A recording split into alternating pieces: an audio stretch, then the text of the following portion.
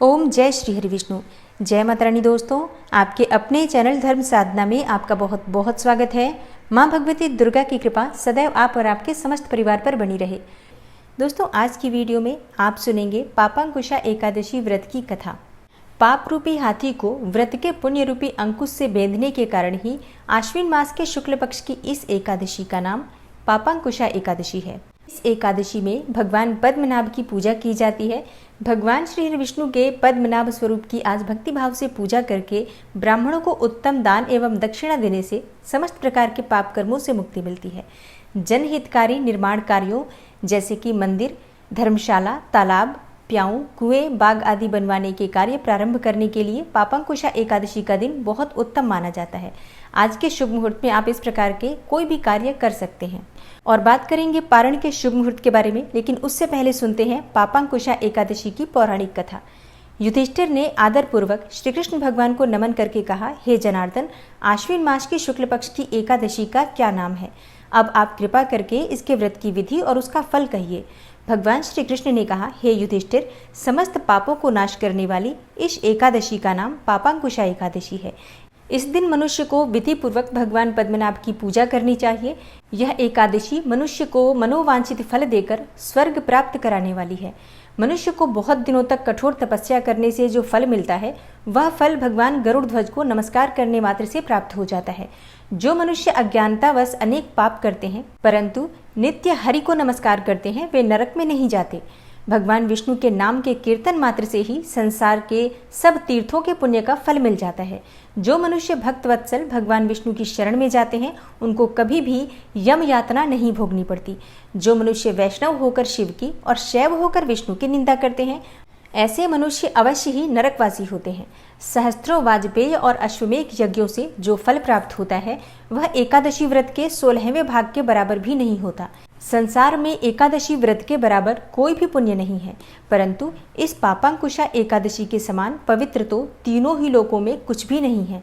जब तक मनुष्य पद्मनाभ की एकादशी का व्रत नहीं करते, तब तक ही उनकी देह में पाप वास करते हैं।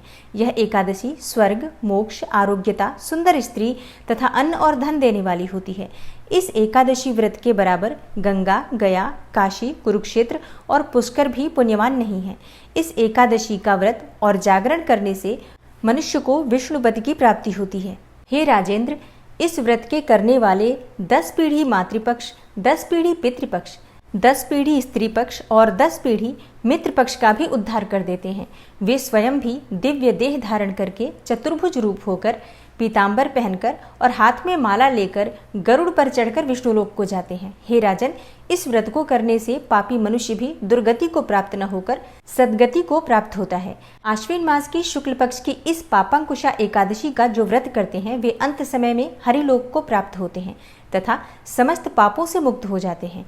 सोना, तिल, भूमि, गौ, अन्न, जल, छत्री तथा जूती दान करने से मनुष्य यमराज को नहीं देखता। जो मनुष्य पुण्य कर्म और एकादशियों के व्रत किए बिना जीवन के दिन व्यतीत करता है, वह लुहार की भट्टी की तरह श्वास लेता हुआ भी निर्जीव के समान ही है। निर्धन मनुष्यों को भी अपनी शक्ति के अनुसार दान करना चाहिए तथा धन वालों को सरोवर, बाग, धर्मशाला, गौसदन अर्थात गौशाला, मकान आदि बनवाकर दान करना चाहिए।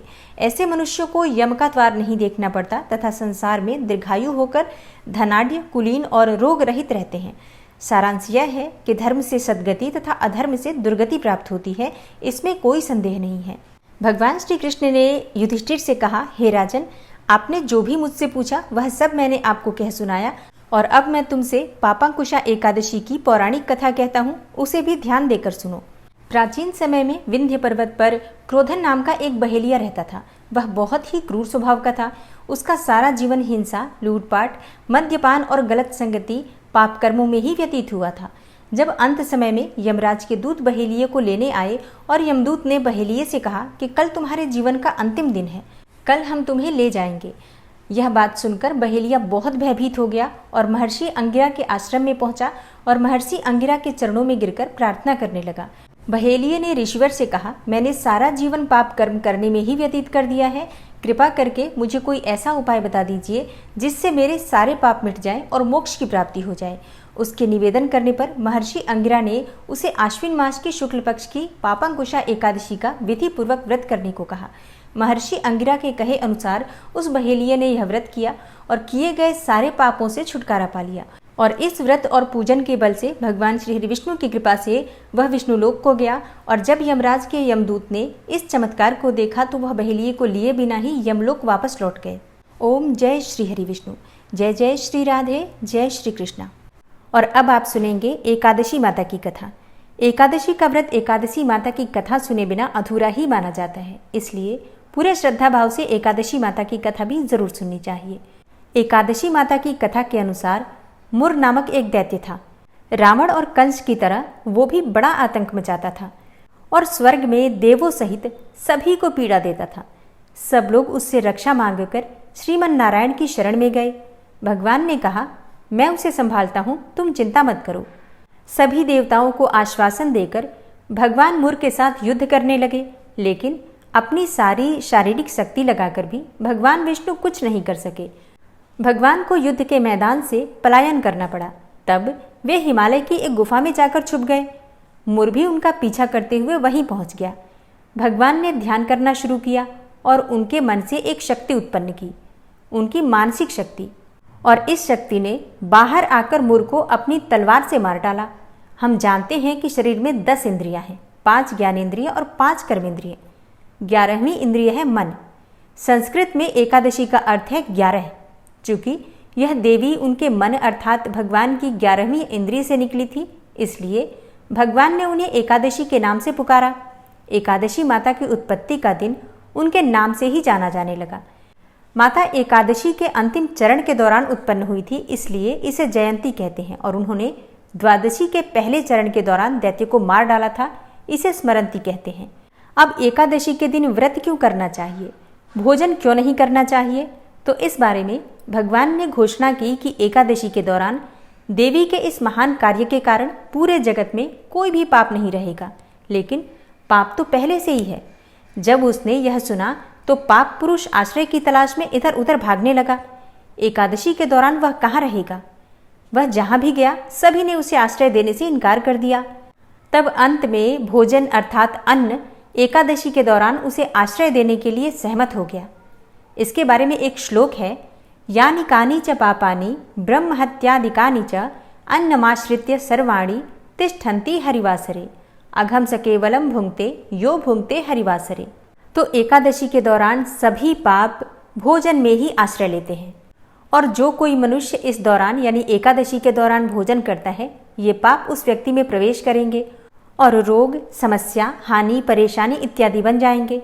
इसलिए एकादशी के दिन व्रत धारण करना चाहिए। भगवान विष्णु ने कहा कि जो भी मनुष्य एकादशी के दिन व्रत धारण करेगा उसके समस्त पाप नष्ट हो जाएंगे और उसे अंत में विष्णुलोक की भी प्राप्ति होगी। एकादशी को विष्णु भगवान की कन्या भी कहा जाता है, क्योंकि वह भगवान की मानस पुत्री हैं। उनकी मूर्ति पुरी जगन्नाथ मंदिर और द्वारका धाम में भी है। भगवान के धर्म की रक्षा के लिए जितने भी अवतार हैं वे सभी एकादशी के दिन ही हुए हैं, इसलिए यह इतना पवित्र दिन है। एकादशी व्रत का प्रभाव बताते हुए भगवान श्री कृष्ण ने धर्मराज युधिष्ठिर से कहा, गालव मुनि का भद्रशील नाम का एक पुत्र था। भद्रशील ने छोटी उम्र से ही एकादशी व्रत का पालन करना शुरू कर दिया। मुनि ने उन्हें ऐसा करने के लिए कभी नहीं कहा था। एक बार मुनि ने भद्रशील से पूछा कि उन्हें इस व्रत को करने को किसने कहा है। भद्रशील ने कहा कि मैं तो कई जन्मों से एकादशी का व्रत करता आ रहा हूँ। आमतौर पर किसी को भी अपना पिछला जन्म याद नहीं रहता। जब तक आप माँ के गर्भ में होंगे तब तक आपको पिछले जन्मों की याद रहेगी, लेकिन जन्म से ठीक पहले यह स्मृति मिट जाती है। लेकिन भद्रशील को पिछले जन्म की याद उस समय भी थी। यह एकादशी व्रत की शक्ति थी जिसका वे पालन करते थे। वे एक पूर्व जन्म में धर्मकीर्ति नामक राजा थे। धर्मकीर्ति बहुत क्रूर था, उसे कोई पसंद नहीं करता था। ऐसा कोई पाप नहीं था जो उसने नहीं किया हो। एक बार वह अपने सैनिकों के साथ शिकार पर गया।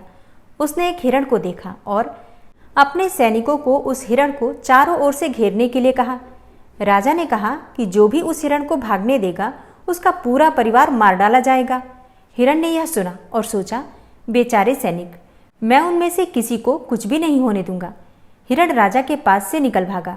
राजा ने हिरण का पीछा किया सूर्यास्त होते राजा एक घने जंगल के अंदर फंस गया।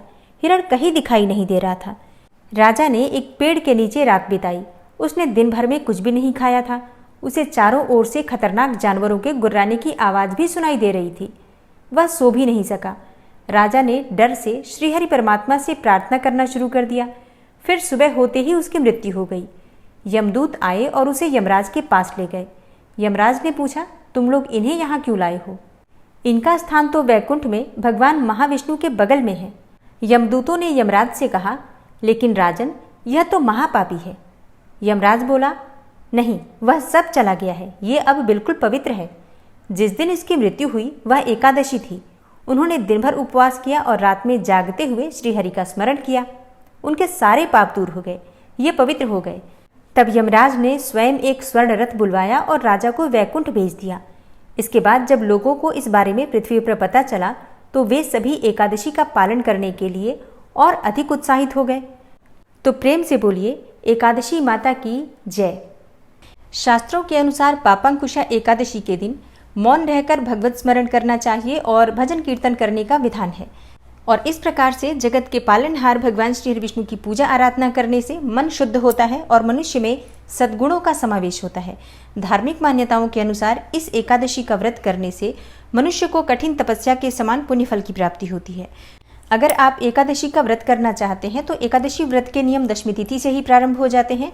मतलब दशमी तिथि के दिन आप प्रातःकाल जल्दी उठकर स्नान इत्यादि करने के बाद जब भोजन करते हैं तो शुद्ध और सात्विक भोजन करते हैं। किसी भी प्रकार से आज के भोजन में तामसिक चीज़ों का प्रयोग नहीं किया जाता है। मतलब दशमी तिथि के दिन आपको लहसुन प्याज नहीं खाना चाहिए, मांस मदिरा का सेवन नहीं करना चाहिए, मूली, बैंगन, टमाटर, साग इत्यादि चीज़ें भी नहीं खानी चाहिए, मसूर की दाल का भी त्याग करना चाहिए। और शाम के समय सूर्यास्त के बाद भोजन नहीं करना चाहिए। शाम को सूर्यास्त के बाद आप नमक का सेवन भी नहीं कर सकते हैं। रात्रि में भूमि पर शयन करना चाहिए, ऐसा शास्त्रों में विधान है। संभव हो तो भूमि पर शयन कीजिए, नहीं तो अपने बिस्तर की शुद्धता का ध्यान रखिए और पूर्ण रूप से ब्रह्मचर्य का पालन करना चाहिए। उसके बाद एकादशी के दिन प्रातःकाल जल्दी उठ जाइए, स्नान इत्यादि से निवृत्त होकर भगवान सूर्यदेव को जल अर्पित कीजिए। उसके बाद अपने घर के मंदिर में जो भगवान श्री विष्णु की मूर्ति है, प्रतिमा है या फोटो है, जो भी आपके पास उपलब्ध है, उनके सामने शुद्ध घी का दीपक प्रज्वलित करके विधि विधान से उनकी पूजा कीजिए। जैसे कि आप पीले पुष्प अर्पित करें, पीले फल अर्पित करें, पीले वस्त्र उन्हें अर्पित करें। आज के दिन भगवान श्री विष्णु का अभिषेक पंचामृत से करना चाहिए या कच्चे दूध में केसर मिलाकर भी कर सकते हैं। और भगवान श्री विष्णु का अभिषेक करने के बाद उन्हें पीले वस्त्र अर्पित करें और पीले चंदन से उनका अभिषेक कीजिए, पीले पुष्प उन्हें अर्पित कीजिए। और भोग आप जो भी अर्पित करते हैं उसमें तुलसी का पत्ता जरूर होना चाहिए, इस बात का ध्यान रखिए। लेकिन एकादशी के दिन तुलसी के पत्ते नहीं तोड़ने चाहिए, तो आप एक दिन पहले से ही तुलसी का पत्ता तोड़कर रख लीजिए और एकादशी के दिन पूजा में इसका प्रयोग कर सकते हैं। और भगवान श्री विष्णु की पूजा करते समय अपने दाहिने हाथ में जल और पुष्प लेकर और सफ़ेद तिल लेकर व्रत का संकल्प ले लीजिए कि आज आपका एकादशी का व्रत है। और अगर आप किसी विशेष मनोकामना के निमित्त ये व्रत धारण कर रहे हैं तो भगवान श्री विष्णु के सामने अपने मन की कामना कहिए और भगवान श्री विष्णु से उसे पूर्ण करने के लिए प्रार्थना कीजिए। व्रत में जाने अनजाने किसी भी प्रकार की गलतियां हो जाती हैं, भूल चूक हो जाती है, उसके लिए क्षमा प्रार्थना कर लीजिए। अब आपका व्रत प्रारंभ हो जाता है। बिना संकल्प के व्रत का आपको संपूर्ण फल नहीं प्राप्त होता, इसलिए हर बार जब आप एकादशी का व्रत करते हैं तो सुबह के समय, पूजा के समय संकल्प जरूर लीजिए। इसके बाद आप दिन भर व्रत धारण करेंगे। व्रत आप फलाहार के द्वारा कर सकते हैं, जैसे कि फल ले सकते हैं, दूध ले सकते हैं, जूस ले सकते हैं, फलों का रस ले सकते हैं, जल पी सकते हैं। इस प्रकार से फलाहारी वस्तुओं द्वारा आप व्रत धारण कर सकते हैं। और शाम के समय फिर से स्नान इत्यादि करके भगवान श्री विष्णु की पूजा करनी चाहिए। आज के दिन पूजा करते समय आपको ओम नमो भगवते वासुदेवाय नमः इस मंत्र का जप करना चाहिए, भगवद गीता का पाठ करना चाहिए और इसके अलावा विष्णु सहस्त्र नाम का पाठ आप कर सकते हैं, गजेंद्र मोक्ष का पाठ आप कर सकते हैं। मतलब भगवान श्री विष्णु के किसी भी मंत्र का, किसी भी स्तोत्र का आप पाठ कर सकते हैं। शास्त्रों के अनुसार एकादशी की रात्रि में जागरण करके भगवान श्री विष्णु के निमित्त भजन कीर्तन करने से, उनके मंत्रों का जप करने से व्रत का संपूर्ण फल आपको प्राप्त होता है और किसी भी प्रकार की आपकी मनोकामना हो भगवान श्री विष्णु उसे पूर्ण करते हैं। और एकादशी की शाम को तुलसी में दीपदान बहुत आवश्यक होता है। सुबह आप जल नहीं अर्पित कर सकते हैं एकादशी के दिन, क्योंकि शास्त्रों के अनुसार एकादशी के दिन तुलसी का निर्जला व्रत होता है। तो आप जल मत अर्पित कीजिए, लेकिन शाम के समय दीपदान अवश्य कीजिए। और तुलसी की संभव हो तो 11 बार परिक्रमा करनी चाहिए। तुलसी स्तोत्र का पाठ आप कर सकते हैं तुलसी के पास, या फिर आप ओम नमो भगवते वासुदेवाय नमः इस मंत्र का जप करते हुए तुलसी की पूजा कर सकते हैं।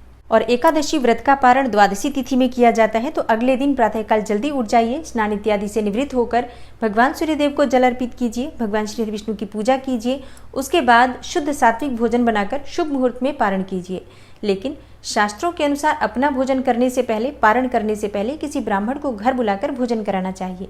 और अगर किसी ब्राह्मण को घर बुलाना संभव ना हो तो ऐसे में ब्राह्मण के निमित्त आप दान की सामग्री निकाल सकते हैं। भोजन की कच्ची सामग्री निकाल दीजिए, उसके साथ दक्षिणा अवश्य होना चाहिए।